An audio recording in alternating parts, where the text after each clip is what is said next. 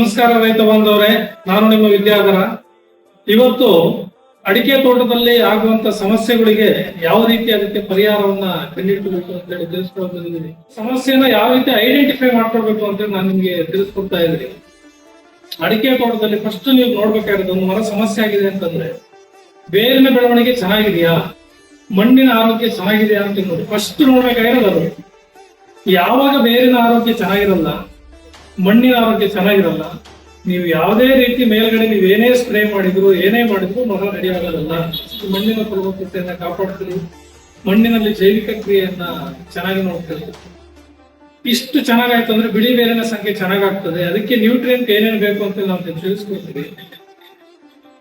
ಒಂದು ಅಡಿಕೆ ಮರಕ್ಕೆ 16 ರೀತಿಯ ಪೋಷಕಾಂಶಗಳು ಬೇಕಾಗ್ತದೆ.